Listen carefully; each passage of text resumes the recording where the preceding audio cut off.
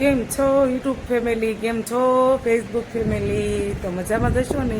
Good morning, જય શ્રી કૃષ્ણ, જય મહાદેવ, જય માતાજી, જય દ્વારકાધીશ. તો જો અમે પણ રેડી થઈ નાહી ધોઈને રેડી થઈ ગયા છે. અને બંને બાળકો હતા ને હાજરમાં અને પતિદેવને બહાર લાવવાના હતા. તો અમારા બેન પટેલને બોલાવીને અને એમને બહાર બેસાડી દીધા છે. અને આપણે હવે છે ને કાંક રૂટિનનું કામ હજી બધું પરફેક્ટ બાકી છે. તો બધું કામ આ એક સેટઅપ કરી દીધું છે. અને અહીંયા ખાલી આપણે મારા હસબન્ડ બેઠા હતા તો આ સેટઅપ ન થયું હોય. અત્યારે આને ઝાપટી ઝૂપટીને બધું કમ્પ્લીટ કરીને અને પછી આપણે બધું એકદમ ક્લીન કરી નાખશું. અને અંધારું લાગે છે કેમ કે અહીંયા વાયરિંગનું બહુ જૂનું વાયરિંગ છે ને, તો એ બધું બળી ગયું છે. તો ટ્યુબ લાકડી નથી થતી, 0 લેન્થથી કામ મુકાવી છે. પણ અત્યારે છે ને આમ એકાબીજા પ્લગમાં હાંધા કરવા પડે તો એ મને છે ને ઓછું ફાવે એમ. તો મેં કીધું વાંધો નહીં, અંદર કંઈ રૂમમાં કંઈ કામ હતું નહીં બીજું.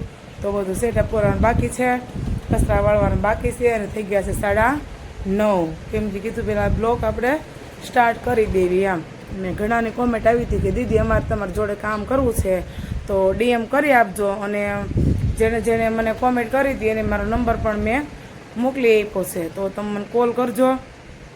કોલ કરવાનો સમય બપોરે 2 થી 4 ત્યાં લગનમાં પણ કોઈ પણ મને કોલ કરી શકશો એમ. કેમ કે એ સમયે હું છે ને થોડીક ફ્રી હોય કે મારા હસબન્ડ સૂતા હોય તો એનું કામ ઓછું કરવાનું હોય ત્યારે મારે એમ. તો આ સમયે તમે મને કોલ કરી શકશો. તો સમય પણ ખાસ તમારે બધાને ધ્યાન રાખવાનો કે કયો સમય છે એ સમયે મને કોલ કરવાનો. નહીં તો હું રિસ્ટું નહીં કરું, પછી બીજા દિવસે પછી તમે પાછા મને કોલ કરી શકશો. તો આગળ કન્ટિન્યુ બના રહેજો. તો જો આપણે છે ને ઓલરેડી 4 વાગ્યા ને તો ઉઠી ગયા છે. આજે સૂઈ ગયા હતા કે તબિયત થોડીક નરમ હતી ને છે મોઢું ગુમડું નીકળ્યું છે. અને અત્યારે ખોલું છું લસણ. તો બધું લસણ છે ને તેલવાળું કરીને મૂકી દીધું છે ને ફટાફટ ખોલાઈ જાય એટલે વારે ન લાગે. અને લસણ ખોલેલું હોય તો આપણે કાંઈ પણ શાક કરવું હોય ફટાફટ આપણે નાખવા થાય એમ. તો વધારે લસણનો વધારે ઉપયોગ કરું છું કેમ કે અમારા ઘરની અંદર છે ને બધા હેલ્ધી છે ને બધા, એટલે કોઈને ક્યારેય પ્રોબ્લેમ ન પડે. એટલે લસણ તો વધારે યુઝ કરું છું. કાંદા બહુ ઓછા યુઝ થાય તમારા ઘરે. એટલો મસ્ત જો અમારો પવન આવે છે એમ. તો મૂંઢિયું ગુમડું નીકળું છે તે જગ્યાએ બેસી ગઈ છું શાંતિથી. લસણ લઈને આજે કપડાં મોટા ધોવાના હતા તો જો કપડાં લઈ આવ્યા છે ને એમાં કપડાં સૂકવવાના છે એમ. તો કીધું હું ફટાફટ લસણ ફોલ નાખું. અને તું દીકું મને કપડાં સૂકવી દેતી કે હા મમ્મી કે તને ગુમડું થયું છે ને હું તને સૂકવી દઉં છું એ કે એમ. તો જો કોની ઘરે આવા ક્યુટ બાબા છે બધું કામ કરાવે એમ. તો આગળ જોતા રહેજો પાછા કે શું કરીએ છીએ એમ. તો અત્યારે છે ને આપણે મસ્ત જો લાલ જામફળ તોડી લીધા છે. 2 4 5 6 7 8 9 10 થી 12 જામફળ ઉતરાશે. એટલે મસ્ત મીઠા મીઠા છે.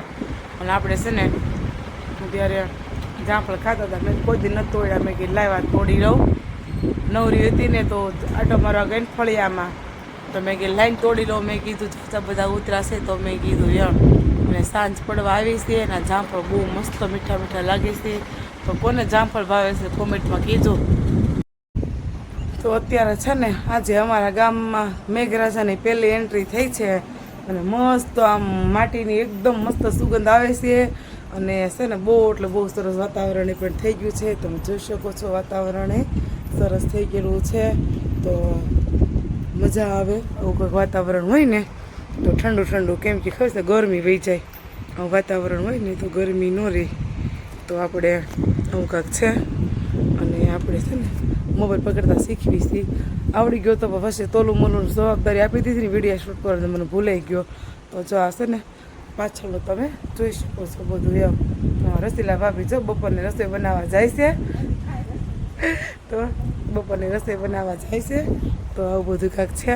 અને હવે અમારે જામફળીની છે ને મસ્ત પાર્લર આ કે ને પાર્લર પાણી કહે ને કેવું કે મનીષાને આને શું કહે વરસાદનું પાર્લર કેવું પાણી કહે? હા પાલક પાણી મળી જશે ને તો અમારી જામફળીમાં મસ્ત મસ્ત ક્યુટ જામફળ આવવાના. તો આવજો બધા જામફળ ખાવા. અને કામ કરતા હતા ને વરસાદે એન્ટ્રી મારી દીધી ને તો બહુ મજા આવી ગઈ એમ. કેમ કે ઠંડુ વાતાવરણ કરી દીધું ને જે વાદળા તમે જોઈ શકો છો કેવા મસ્ત વાદળા થઈ ગયા છે એમ. તો ચાલો હવે છે ને ભજીયાના તાવડા મૂકવાના છે બધાને. હવે તૈયાર થઈ જાય જો કે હવે ગરમીનો માહોલ ખતમ અને હવે ધમાકેદાર એન્ટ્રી મસ્ત પવન આરે મળશે થવા.